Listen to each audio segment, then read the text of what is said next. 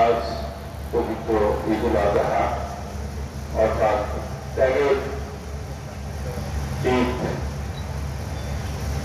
আমাদের প্রিয় নবী হযরত মুহাম্মদ সাল্লাল্লাহু আলাইহি ওয়াসাল্লামের জীবনের আদর্শ হল আমাদের জীবনের আদর্শ। ওনার জীবনের শেষ সময়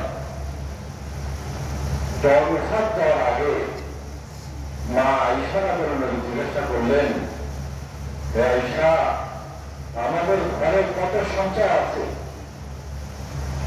মা আয়েশা রাদিয়াল্লাহু আনহা উত্তর দিলেন, 7 দিরহাম। প্রিয় নবী হযরত মুহাম্মদ সাল্লাল্লাহু আলাইহি ওয়াসাল্লাম বললেন, তাড়াতাড়ি এটা ফকির মিসকিনের মাঝে ফেলে দাও। এই কথা বলার পর উনি আবার জ্ঞান হারাই ফেললেন।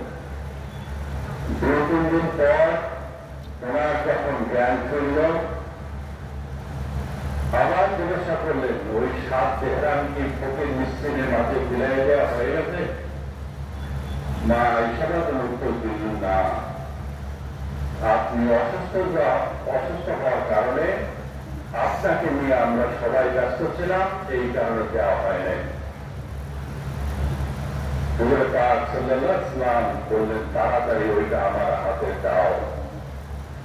রোজ কিয়ামতের দিন, সেই বিচারের দিন আল্লাহ তাআলা যদি যখন আমাকে জিজ্ঞাসা করবে, হে মুহাম্মদ, তোমার প্রতিবেশী আশেপাশে কেউ কোনো অনাহারে অত্যাহারী কেউ ছিল না, কোন অভাবী লোক ছিল না, তাহলে তুমি কিভাবে 7 দিরহাম সঞ্চয় করতে পারলে? সেদিন আমি আল্লাহর কাছে কি জবাব দিব? তাই আল্লাহ নবী নিজ হাতে 7 দিরহাম ফকির মিসকিনের মাঝে বিলাই দিয়ে গেলেন এবং আপনার আমার জন্য এই শিক্ষা রেখে গেলেন, আল্লাহ নবী এসেছিলেন খালি হাতে, চলে গেলেন খালি হাতে। মুসলিম ভাইরা, গত ঈদে আমাদের মধ্যে যারা এখানে উপস্থিত আমরা ছিলাম, অনেকে আমাদের মাঝে চলে গেছে।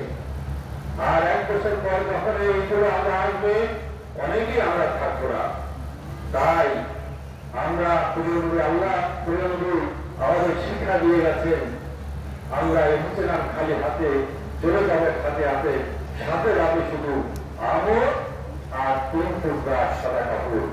এই কারণে আজকের এই ঈদের দিনে আমাদের প্রতিবেশীরা যেন কেউ অনাহারে না থাকে, অর্ধাহারে না থাকে, আমরা যেন নিজেরাই শুধু কষ্ট নিয়ে আত্মীয় স্বজনকে কাছে না থাকি, তাদের দিকে তাকাই। এটা হচ্ছে আজকের শিক্ষা, নবীর শিক্ষা।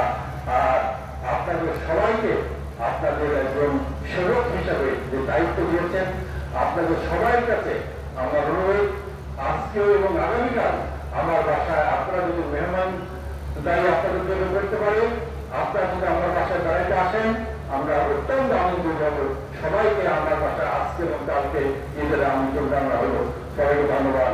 আসসালামু আলাইকুম ওয়া রাহমাতুল্লাহি ওয়া বারাকাতুহু।